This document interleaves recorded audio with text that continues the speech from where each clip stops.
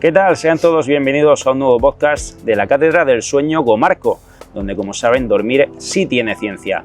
Hoy tenemos la suerte de contar con nosotros con Juan Antonio Madrid, catedrático de Fisiología, licenciado en Biología y miembro además también del Laboratorio de Cronobiología y Sueño de la Universidad de Murcia. Juan Antonio, eres pionero, uno de los mayores expertos en el desarrollo de la cronobiología en España, además también con una muy extensa trayectoria en investigación y divulgación acerca de la misma, y cuenta además también con varios libros en este campo, entre ellos Cronobiología, una guía para descubrir tu reloj biológico, y más recientemente ese libro que vas a presentar en apenas unas semanas, El sueño del Sapiens, cómo el sueño nos hizo humanos. Juan Antonio, primeramente permítenos agradecerte el brindarnos tu tiempo, y si te parece vamos a arrancar con una pregunta clara, directa. En este sentido te vamos a pedir que nos especifiques qué es exactamente la cronobiología y por qué es tan importante para descubrir, para entender en este caso cómo dormimos y cómo funcionamos durante el día. Bueno, antes de nada, permitirme que agradezca esta invitación, porque para mí es verdaderamente un placer pues hablar de ritmos y de sueño. Y eso nos lleva a la pregunta, ¿qué es la cronobiología? Pues es una ciencia relativamente joven que se encarga de estudiar tres elementos, que son los ritmos biológicos, los relojes que los producen y los tiempos que los sincronizan. Y para entendernos, ¿qué es un ritmo? Un ritmo sería cualquier cambio que experimenta, por ejemplo, una función corporal, la secreción de cortisol, la hormona melatonina, la presión arterial, nuestro estado de ánimo, el sueño, vigilia, es un ritmo. Por tanto, la cronobiología estudia esos ritmos y estudia cómo se regulan. Y dado que el sueño y la vigilia es el ritmo circadiano, el ritmo de 24 horas más importante, el papel que tiene la cronobiología en la medicina del sueño es importantísimo. No se puede entender una alteración de sueño si no la abordamos también desde un enfoque cronobiológico. Más concretamente hablando del sueño, no sé si puedes explicarnos en términos concretos, como te digo, cómo se produce ese sueño, qué mecanismos intervienen en el proceso. A ver, hoy sabemos que hay al menos dos mecanismos que producen sueño.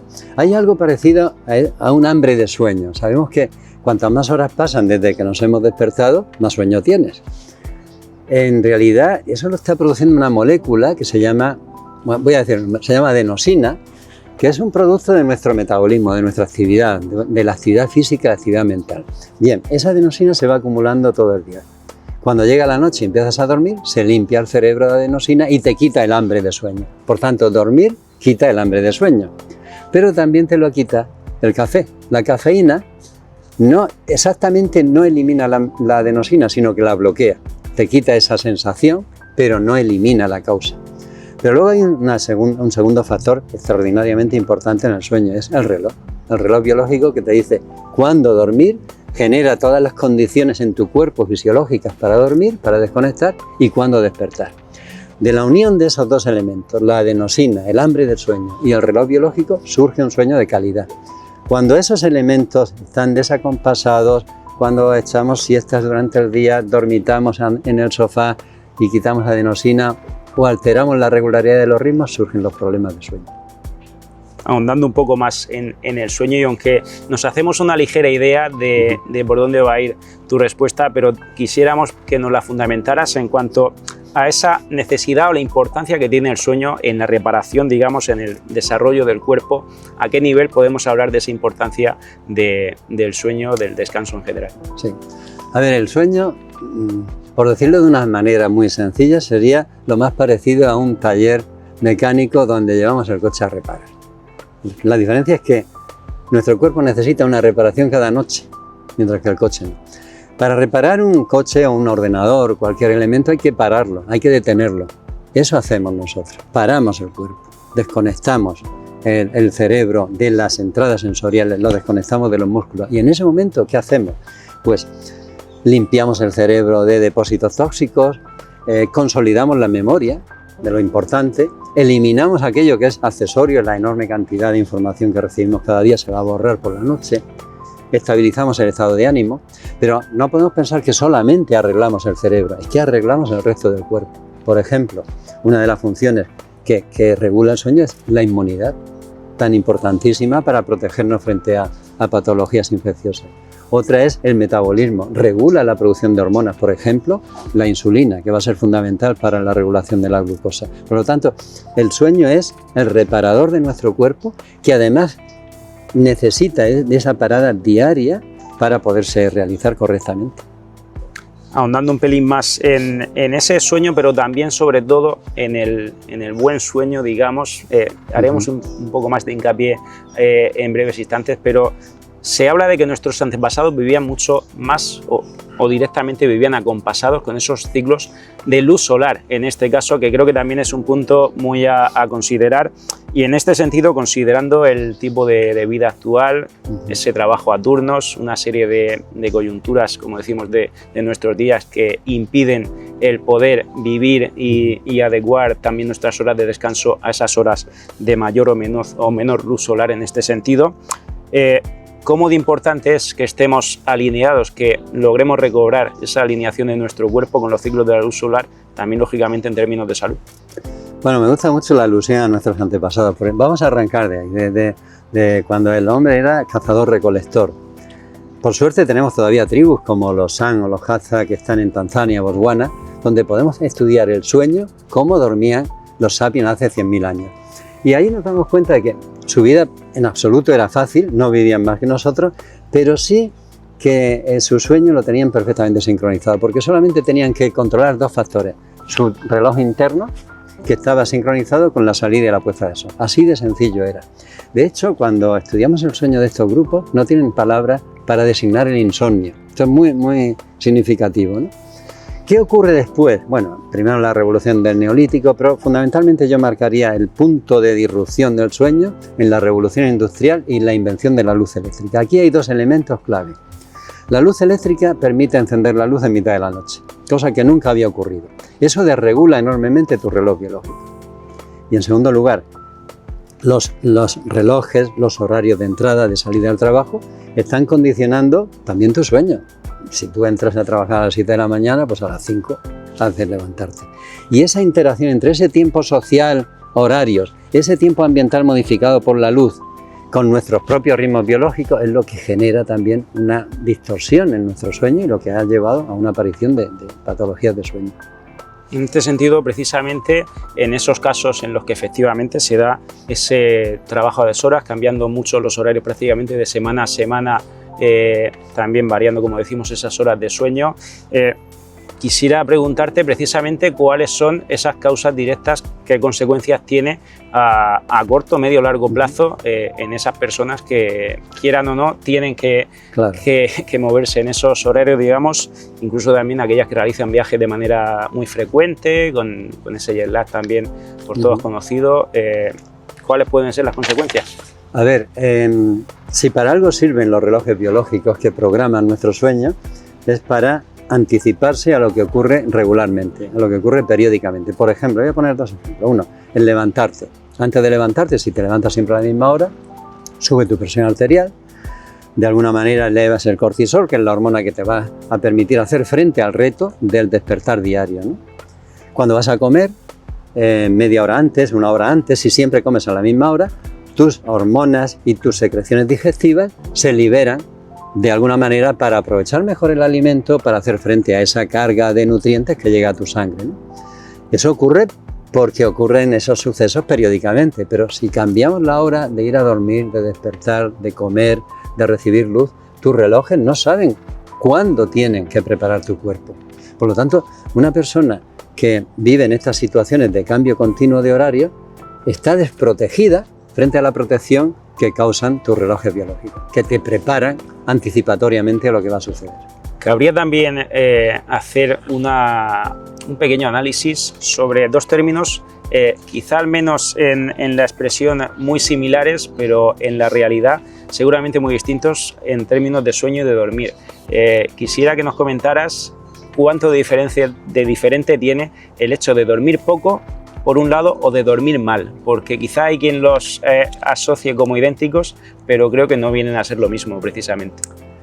Exactamente, no son lo mismo. En realidad, dormir muy poco es una forma de dormir mal, pero hay otras muchas formas de dormir mal. Nosotros cuando trabajamos en análisis de sueño de pacientes, de voluntarios, miramos 5 dimensiones del sueño, no nos quedamos solamente en una. Una, evidentemente, es la duración, cuánto duermes, ¿no? Sabemos que hay una horquilla óptima, 7 a 9 horas, pero hay personas que con 6 horas y media van bien, tampoco hay que preocuparse. Pero hay un segundo factor que es importante y es la continuidad, o dicho en modo inverso, la fragmentación. Si tu sueño es muy fragmentado, probablemente tú necesites dormir más porque se está rompiendo continuamente esa continuidad. Segundo factor interesante. Tercero es la regularidad. Hemos hablado antes de la importancia que tiene enseñarle a tu reloj cuál es tu hora de dormir y cuál es tu hora de despertar. Sabemos que la regularidad también predice mejor salud, mayor longevidad en humanos. Cuarto sería el contraste. El contraste para mí es la manera de ver cómo envejece el ritmo de sueño-vigilia. Porque el contraste alto significa que duermo profundamente en la noche y estoy muy despierto de día. Pero una persona ya mayor rompe su sueño por la noche, se despierta mucho y echa muchas siestas de día. Ese contraste se pierde. Por tanto, ese sería otro factor. Y el quinto y último es cuando dormimos. Porque, ojo, no es lo mismo dormir en el periodo natural de oscuridad que dormir pues, de 10 de la mañana a 5 de la tarde. Dormir fuera de la banda natural para la cual estamos programados también ocasiona un sueño de peor calidad. Y ahondando en esas consecuencias negativas, ya sea de dormir poco, de dormir mal o de ambas realidades también, de ambas circunstancias, ¿qué efectos puede tener esa incorrecta duración o la mala calidad del sueño? A ver, en este momento van saliendo estudios aproximadamente cada semana, cada 10 días, que están mostrando una asociación entre dormir mal, dormir poco, alteración de ritmos biológicos y pues agravamiento de ciertas enfermedades o incluso aumento de la incidencia de enfermedades. Esto no quiere decir que cuando una persona duerme mal vaya a tener automáticamente las patologías que yo voy a comentar ahora, sino que aumenta ligeramente el riesgo de tenerlas. Por ejemplo, se producen alteraciones de memoria, enfermedad cardiovascular, aumenta la incidencia de cáncer de colon, próstata y mama, envejecimiento acelerado, trastornos metabólicos, diabetes, depresión, trastornos de estado de ánimo, inmunodepresión e incluso infertilidad.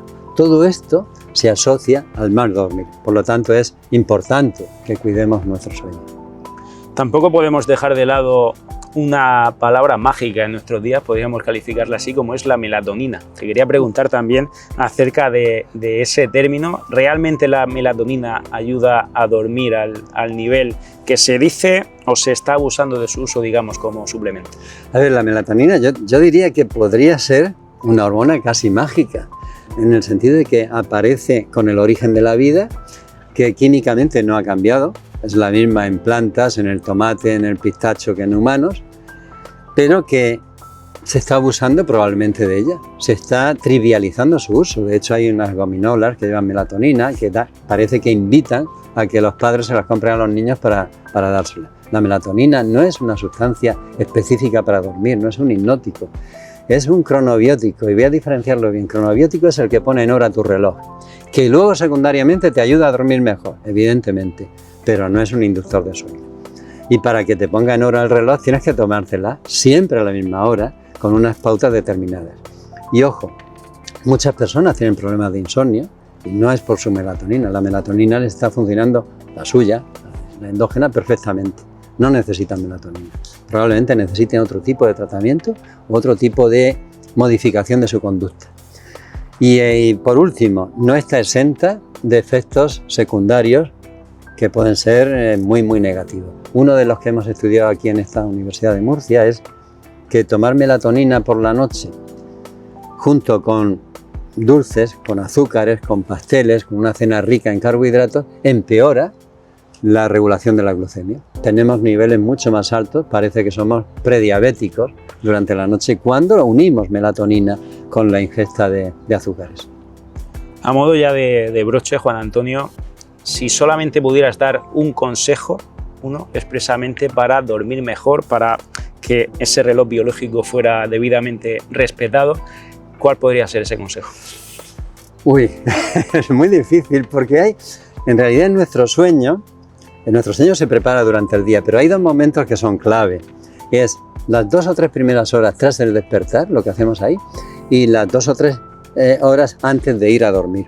Yo me voy a centrar, porque me has pedido uno solo, en el momento previo a dormir.